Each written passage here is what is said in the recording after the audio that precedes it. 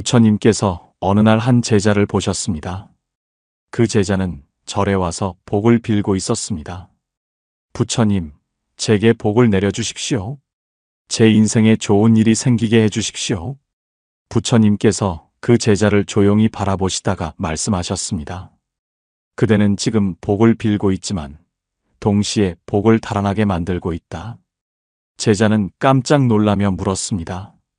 무슨 말씀이십니까? 제가 무엇을 잘못하고 있습니까? 부처님께서 단호하게 말씀하셨습니다. 그대의 습관이 복을 막고 있다. 그 습관을 고치지 않으면 아무리 빌어도 복은 오지 않는다. 제자는 당황한 표정으로 물었습니다. 부처님, 제게 어떤 나쁜 습관이 있습니까? 부처님께서 주위에 모인 다른 제자들에게도 말씀하셨습니다. 오늘은 복을 달아나게 만드는 습관들에 대해 말하겠다. 이 습관들은 보이지 않는 벽을 만들어 복이 그대에게 오지 못하게 막는다. 제자들은 긴장한 표정으로 귀를 기울였습니다.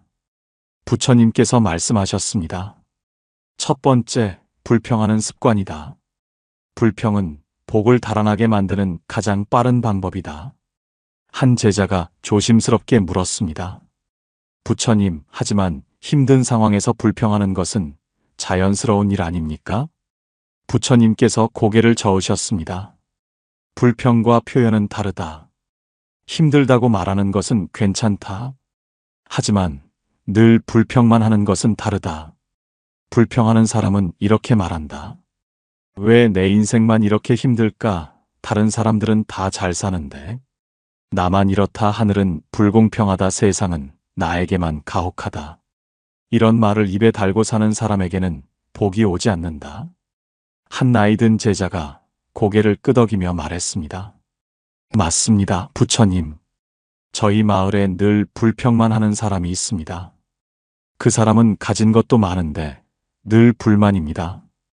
그리고 신기하게도 그 사람에게는 좋은 일이 없습니다. 부처님께서 말씀하셨습니다. 그것이 바로 불평의 힘이다. 불평은 복을 쫓아낸다. 왜 그런가? 불평은 부정적인 기운을 만든다. 그 기운이 그대를 둘러싸면 복이 다가올 수 없다. 불평은 감사를 없앤다.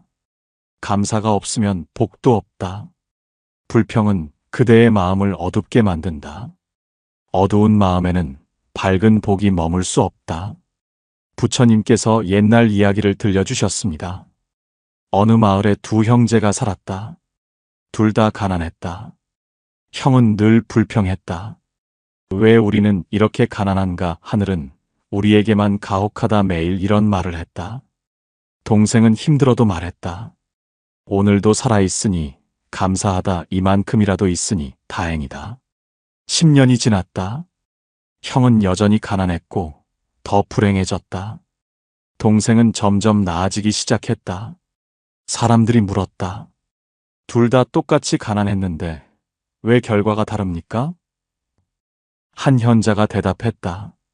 형은 불평으로 복을 막았고 동생은 감사로 복을 불렀기 때문이다. 제자들은 깊이 공감했습니다. 부처님께서 이어서 말씀하셨습니다. 불평하는 습관을 고치려면 이렇게 하라. 첫째, 불평이 입 밖으로 나오려 할 때 멈춰라. 입을 다물어라. 둘째, 불평 대신 감사를 말하라. 힘들지만 이만큼은 있다. 어려워도 이것은 감사하다. 셋째, 하루에 한 번이라도 좋은 점을 찾아라. 아무리 힘들어도 좋은 점은 있다. 첫 번째 제자가 고개를 숙이며 말했습니다. 부처님, 저는 늘 불평을 입에 달고 살았습니다. 그래서 복이 오지 않았던 것이군요. 부처님께서 고개를 끄덕이셨습니다. 알았으니 이제부터 고치면 된다. 불평을 멈추는 순간 복이 다시 흐르기 시작한다.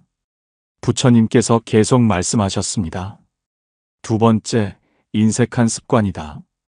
인색함은 복의 문을 닫는 자물쇠다. 한 상인 제자가 놀라며 물었습니다. 부처님, 하지만 아껴야 복이 쌓이는 것 아닙니까? 함부로 쓰면 가난해지지 않습니까? 부처님께서 말씀하셨습니다. 아끼는 것과 인색한 것은 다르다. 아끼는 것은 지혜다. 필요 없는 것에 낭비하지 않는 것이다. 하지만 인색한 것은 어리석음이다. 베풀어야 할 때도 베풀지 않는 것이다. 부처님께서 설명하셨습니다. 인색한 사람은 이렇게 산다. 가난한 사람을 보고도 한 푼도 주지 않는다. 내 돈이 아까워하며 좋은 일에 동참하라 해도 거절한다. 나는 여유가 없어 하며 음식을 나누어 먹자 해도 아까워한다.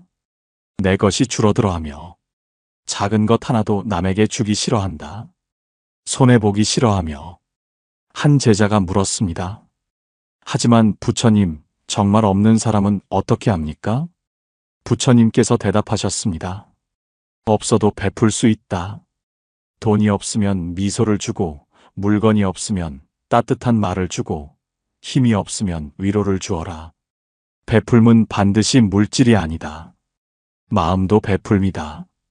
하지만 인색한 사람은 물질도 안 주고 마음도 안 준다. 모든 것을 움켜쥐고만 있다. 부처님께서 옛날 이야기를 들려주셨습니다. 어느 마을에 부자가 살았다. 그는 많은 재산을 가졌지만 한 푼도 베풀지 않았다. 가난한 사람이 찾아와 도움을 청해도 쫓아냈다. 절에 시주하라 해도 거절했다. 그는 생각했다. 내가 아껴야 내 재산이 불어난다. 남에게 주면 내 것이 줄어든다. 하지만 신기한 일이 일어났다. 그의 재산이 점점 줄어들기 시작했다. 사업이 안 되고 도난을 당하고 병에 걸려 돈을 쓰고 결국 그는 가난해졌다. 반대로 그 마을의 가난한 사람 중에 베풀기를 좋아하는 사람이 있었다. 그는 없어도 나누었다. 밥이 있으면 나누어 먹고 옷이 있으면 나누어 입었다. 시간이 지나자 그에게 복이 찾아왔다. 사람들이 그를 도와주고 좋은 기회가 생기고 점점 나아지기 시작했다. 제자들은 숙연해졌습니다. 부처님께서 말씀하셨습니다. 복은 흐르는 물과 같다. 물이 흐르려면 들어오기도 하고 나가기도 해야 한다. 인색한 사람은 들어오기만 하고 나가지 않게 막는다. 그러면 물이 썩는다. 베푸는 사람은 들어오게도 하고 나가게도 한다. 그러면 물이 맑게 흐른다. 복도 마찬가지다. 베풀어야 복이 흐른다. 움켜쥐면 복이 막힌다. 상인 제자가 고개를 끄덕이며 말했습니다. 부처님, 이제 알겠습니다. 제가 사업이 안 됐던 이유를 알았습니다. 저는 너무 아끼기만 했습니다. 부처님께서 말씀하셨습니다. 이제부터라도 베풀어라. 작은 것부터 시작하라. 가난한 사람에게 밥 한 그릇, 어려운 사람에게 따뜻한 말 한마디, 힘든 사람에게 위로 하나. 이렇게 베풀기 시작하면 막혔던 복이 다시 흐르기 시작한다. 부처님께서 말씀을 이어가셨습니다. 세 번째, 약속을 어기는 습관이다. 약속을 어기는 사람에게는 복이 오지 않는다. 한 젊은 제자가 의아한 표정으로 물었습니다. 부처님, 약속과 복이 무슨 관계가 있습니까? 부처님께서 설명하셨습니다. 약속은 신이다. 신이가 없으면 복도 없다. 약속을 어기는 사람은 이렇게 산다. 내일 갚겠다 하고 약속하고는 안 갚는다. 꼭 가겠다 하고 약속하고는 안 간다. 이것 해주겠다 하고 약속하고는 안 한다. 거짓말 안 하겠다 하고 약속하고는 또 거짓말한다. 이런 사람 주변에는 아무도 남지 않는다. 신용을 잃으면 복도 잃는다. 부처님께서 제자들에게 물으셨습니다. 그대들은 약속을 얼마나 지키는가? 제자들은 서로를 바라보며 말이 없었습니다. 한 제자가 고개를 숙이며 말했습니다. 부처님, 저는 작은 약속은 잘 지키지 않았습니다. 이 정도야 괜찮겠지 하며 가볍게 생각했습니다. 부처님께서 고개를 끄덕이셨습니다. 그것이 문제다. 작은 약속도 약속이다. 작은 약속을 어기면 큰 약속도 어기게 된다. 부처님께서 옛날 이야기를 들려주셨습니다. 어느 마을에 장사꾼이 살았다. 그는 늘 약속을 어겼다. 이번 주에 물건을 주겠다 하고는 다음 주에 주었다. 이 가격에 팔겠다 하고는 나중에 가격을 올렸다. 좋은 물건을 주겠다 하고는 나쁜 물건을 주었다.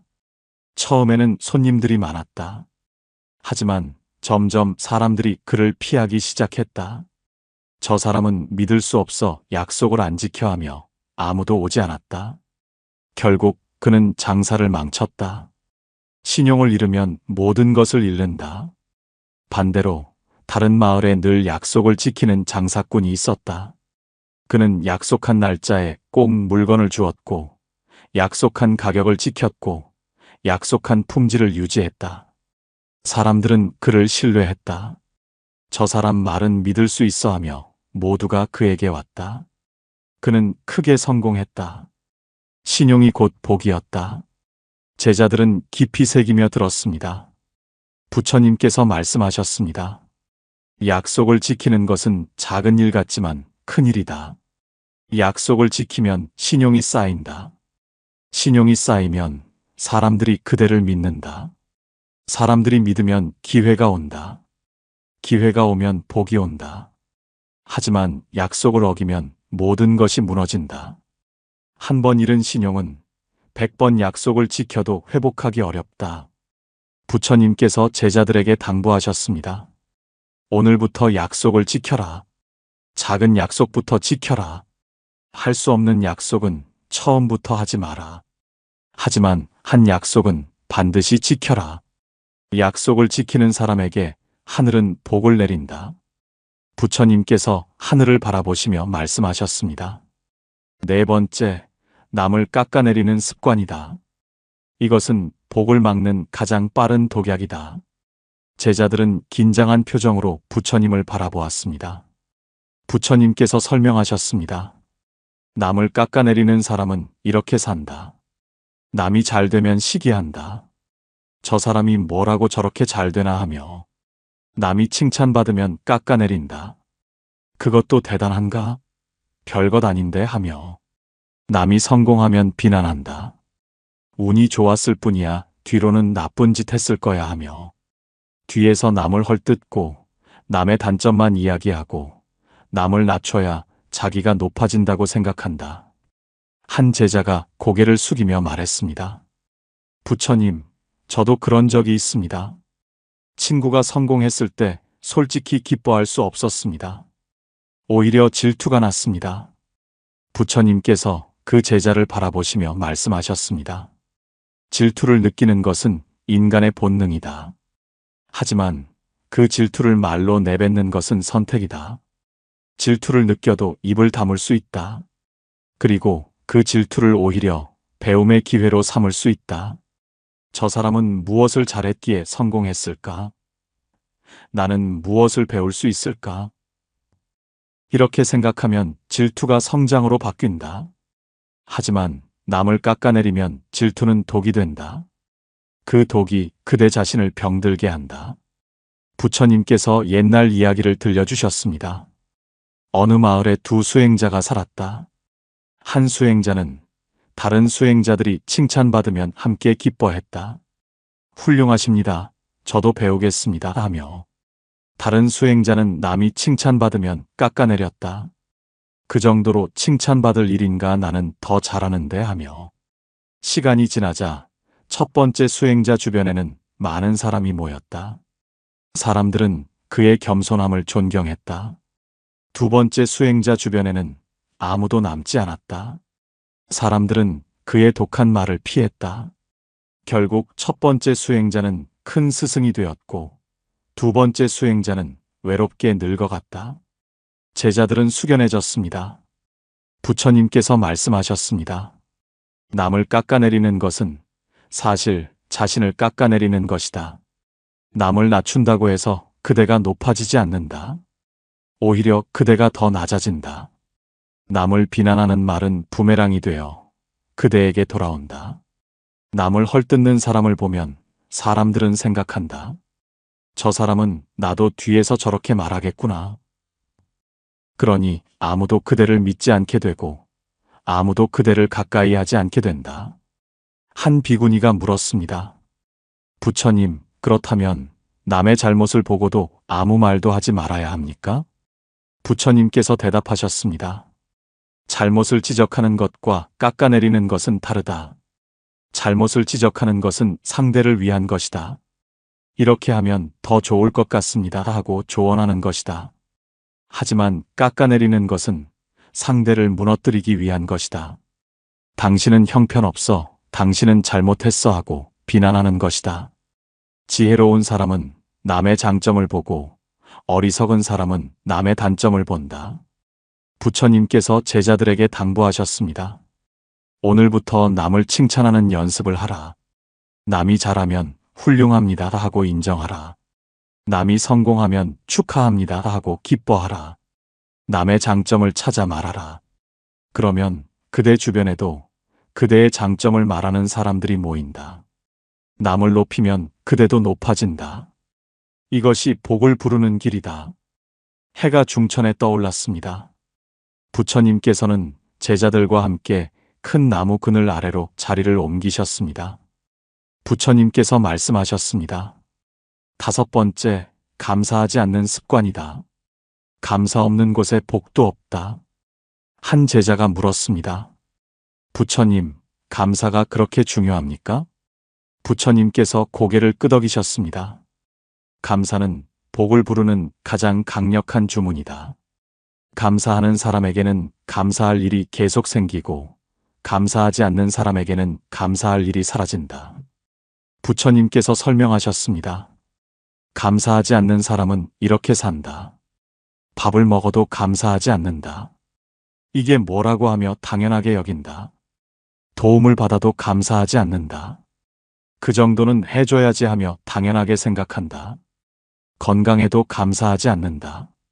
병들고 나서야 건강의 소중함을 안다. 가진 것에 감사하지 않고 없는 것만 불평한다. 받은 것에 감사하지 않고 더 달라고 말한다. 한 상인 제자가 말했습니다. 부처님, 저도 그랬습니다. 사업이 잘 될 때는 당연하게 여겼습니다. 하지만 사업이 안 되고 나서야 그때가 얼마나 좋았는지 알았습니다. 부처님께서 고개를 끄덕이셨습니다. 사람들은 잃고 나서야 감사를 안다. 하지만 지혜로운 사람은 가지고 있을 때 감사한다. 부처님께서 옛날 이야기를 들려주셨습니다. 어느 마을에 모든 것을 가진 부자가 살았다. 큰 집, 많은 재산, 건강한 가족. 하지만 그는 감사할 줄 몰랐다. 이 정도로는 부족해 더 가져야 해 하며 늘 불만이었다. 어느 날 그에게 큰 재앙이 왔다. 사업이 망하고 집이 불타고 건강을 잃었다. 그때서야 그는 깨달았다. 아, 그때가 얼마나 좋았는지. 그때 감사할 줄 알았어야 했는데. 하지만 이미 늦었다. 모든 것을 잃고 나서야 감사를 배웠다. 반대로 다른 마을에 가난한 사람이 살았다. 가진 것은 없었지만 늘 감사했다. 오늘도 밥을 먹을 수 있으니 감사합니다. 비를 피할 지붕이 있으니 감사합니다. 살아있으니 감사합니다. 신기하게도 그에게 조금씩 좋은 일이 생기기 시작했다. 사람들이 그를 도와주고 기회가 찾아오고 점점 나아지기 시작했다. 그는 부자가 된 후에도 여전히 감사했다. 이 모든 것이 하늘의 은혜입니다 하며 그래서 그의 복은 계속 이어졌다. 제자들은 깊이 공감했습니다. 부처님께서 말씀하셨습니다. 감사는 복의 씨앗이다.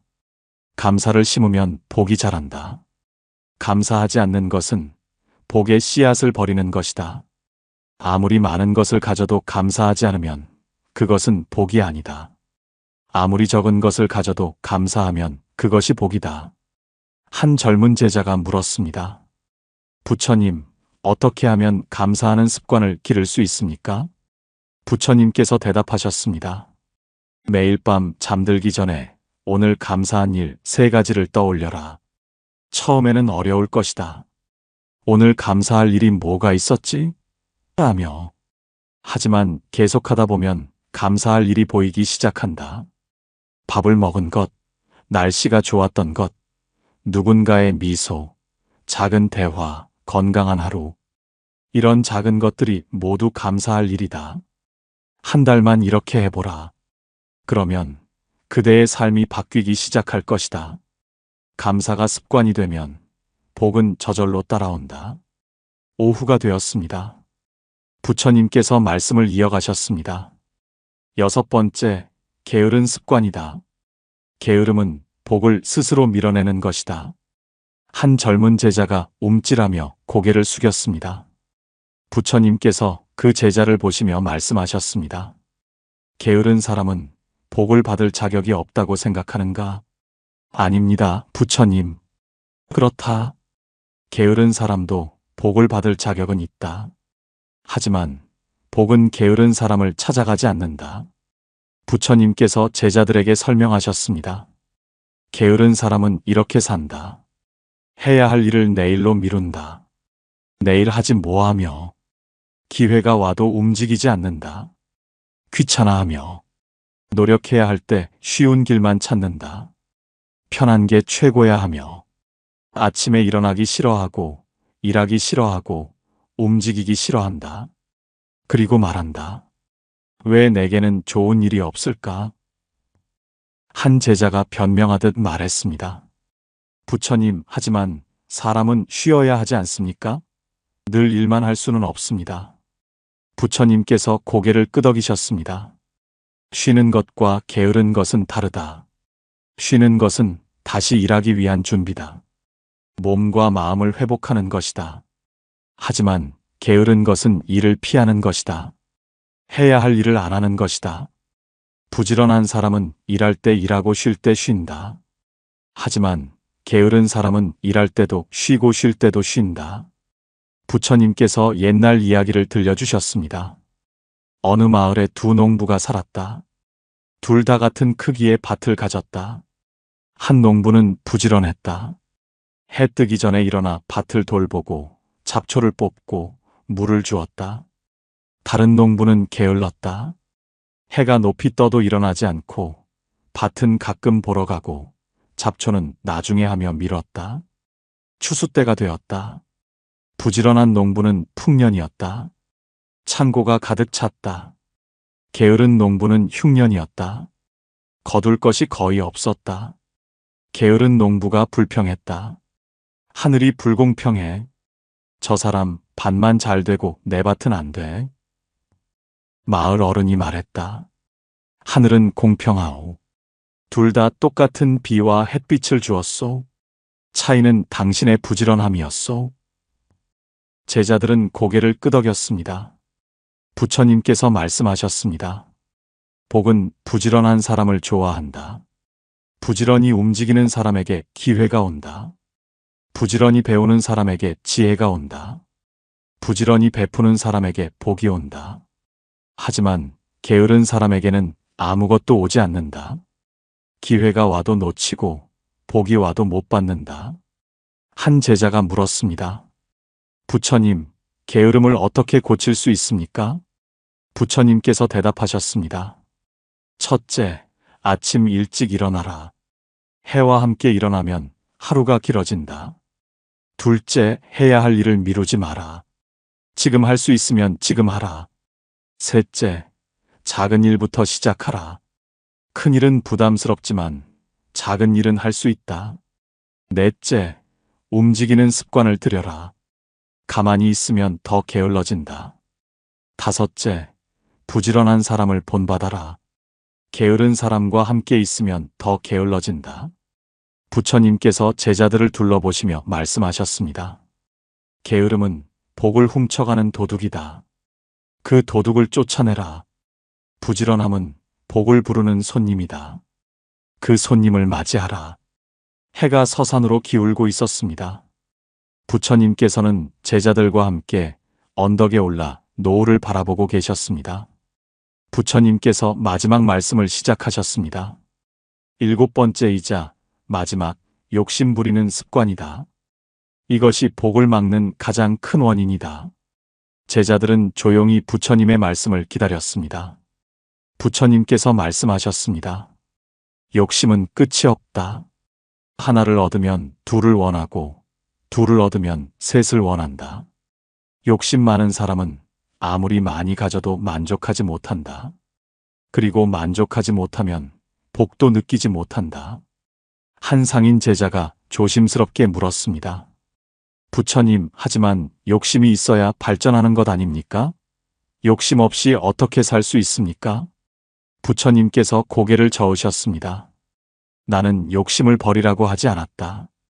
욕심을 절제하라고 했다. 소망과 욕심은 다르다. 소망은 이만큼 있으면 좋겠다 하는 것이다. 이루어지면 감사하고 안 이루어져도 괜찮다. 하지만 욕심은 이것도 저것도 다 가져야 한다 하는 것이다. 이루어져도 만족 못하고 안 이루어지면 괴로워한다. 부처님께서 제자들에게 설명하셨습니다. 욕심 많은 사람은 이렇게 산다. 남의 것을 탐낸다. 저것도 내 것이었으면 하며 가진 것에 만족하지 못한다. 이것만으로는 부족해하며 더 많이, 더 크게, 더 빨리 가지려 한다. 그 과정에서 남을 해치기도 한다. 밤낮으로 어떻게 더 가질까 고민한다. 마음에 평화가 없다. 그리고 결국 아무것도 가지지 못한다. 욕심이 복을 쫓아내기 때문이다. 부처님께서 마지막 이야기를 들려주셨습니다. 옛날 한 어부가 살았다. 그는 고기를 잡아 생계를 유지했다. 어느 날 그는 생각했다. 매일 조금씩 잡지 말고 한 번에 많이 잡으면 편하겠다. 그래서 그는 그물을 크게 만들었다. 그리고 바다의 고기를 모조리 잡으려 했다. 처음에는 많이 잡혔다. 그는 기뻐했다. 역시 이게 맞아.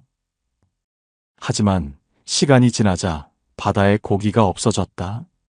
너무 많이 잡아서 고기가 씨가 마른 것이다. 결국 그는 아무것도 잡지 못하게 되었다. 욕심이 미래를 망친 것이다.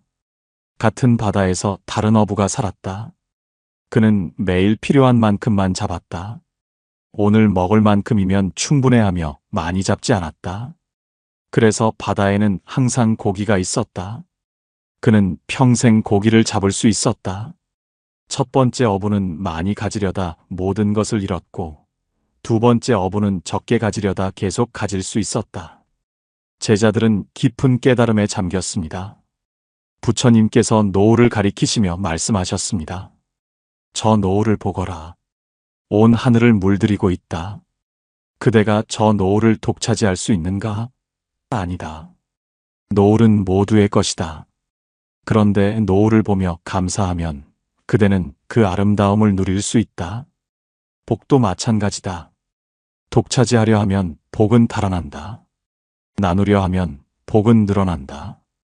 부처님께서 제자들을 둘러보시며 마지막 말씀을 하셨습니다. 오늘 나는 그대들에게 복을 달아나게 만드는 7가지 습관을 가르쳤다. 첫째, 불평하는 습관. 둘째, 인색한 습관. 셋째, 약속을 어기는 습관. 넷째, 남을 깎아내리는 습관. 다섯째, 감사하지 않는 습관. 여섯째, 게으른 습관. 일곱째, 욕심 부리는 습관. 이 중 하나라도 그대에게 있다면 지금 당장 고쳐라. 그 습관이 그대의 복을 막고 있다. 한 제자가 물었습니다. 부처님, 그렇다면 복을 부르는 습관은 무엇입니까? 부처님께서 미소 지으시며 말씀하셨습니다.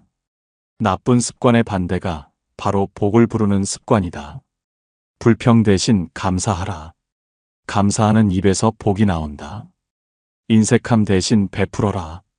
베푸는 손에 복이 담긴다. 약속을 지켜라. 신용 있는 사람에게 복이 모인다. 남을 칭찬하라. 남을 높이는 사람이 높아진다. 감사를 습관으로 만들어라. 감사가 복을 부른다. 부지런하라. 움직이는 사람에게 기회가 온다. 욕심을 줄이고 만족하라. 만족하는 사람이 진짜 부자다. 부처님께서 일어나시며 마지막으로 말씀하셨습니다. 복은 하늘에서 떨어지지 않는다. 복은 그대의 습관에서 나온다. 나쁜 습관을 고치면 막혔던 복이 흐르기 시작한다. 좋은 습관을 들이면 복이 쌓이기 시작한다. 하루아침에 바뀌지 않는다. 하지만 매일 조금씩 바꾸면 1년 후에는 완전히 다른 사람이 된다. 부처님께서 제자들에게 당부하셨습니다. 오늘부터 하루에 하나씩만 고쳐보라. 오늘은 불평을 줄이고, 내일은 감사를 늘리고, 모레는 베풀어보라. 작은 변화가 쌓이면 큰 변화가 된다. 그리고 1년 후, 그대는 깨닫게 될 것이다. 내 인생이 이렇게 달라졌구나 하고, 해가 완전히 지고 별이 하나둘 떠오르기 시작했습니다. 제자들은 깊이 절을 올렸습니다. 그날 밤 제자들은 각자 자신의 습관을 돌아보았습니다. 나에게는 어떤 나쁜 습관이 있을까? 오늘부터 무엇을 고쳐야 할까? 그들은 하나씩 실천하기 시작했습니다. 불평을 줄이고, 감사를 늘리고, 베풀고, 약속을 지키고, 남을 칭찬하고, 부지런해지고, 만족하려 노력했습니다. 그리고 신기하게도 조금씩 변화가 일어나기 시작했습니다. 막혔던 일들이 풀리고, 좋은 사람들이 나타나고, 기회가 찾아왔습니다. 복은 멀리 있지 않았습니다. 복은 그들의 습관 속에 있었습니다. 복이 달아나고 있다고 느끼시는 모든 분들께 이 이야기가 작은 깨달음이 되길 바랍니다. 복은 멀리서 찾을 필요가 없습니다. 복은 그대의 습관 속에 있습니다. 불평을 줄이고 감사를 늘리세요. 인색함을 버리고 베풀기 시작하세요. 약속을 지키고 신용을 쌓으세요. 남을 깎아내리지 말고 칭찬하세요. 감사하는 습관을 들이세요. 게으름을 버리고 부지런해지세요. 욕심을 줄이고 만족하세요. 이 7가지만 고쳐도 그대의 인생은 달라집니다. 오늘부터 하나씩 시작해 보세요. 완벽하지 않아도 괜찮습니다. 조금씩 천천히 꾸준히 바꿔가세요. 1년 후 그대는 놀라게 될 것입니다. 복이 그대에게 찾아와 있을 것입니다. 오늘 부처님 가르침이 복을 막고 있던 습관을 깨닫는 계기가 되었기를 바랍니다. 오늘 가르침이 마음에 와닿으셨다면 댓글로 오늘부터 고치고 싶은 습관을 나눠주세요. 그 다짐이 그대를 변화시킬 것입니다. 좋아요와 구독은 더 많은 분들에게 부처님의 지혜를 전하는 따뜻한 등불이 됩니다. 오늘도 복을 기다리며 힘든 하루를 보내고 계신 모든 분들께 깊은 응원을 보냅니다. 복은 이미 그대 곁에 있습니다. 다만 나쁜 습관이 그 복을 가리고 있을 뿐입니다. 그 습관을 하나씩 벗겨내세요. 그러면 복이 보일 것입니다. 고맙습니다. 달빛지혜였습니다.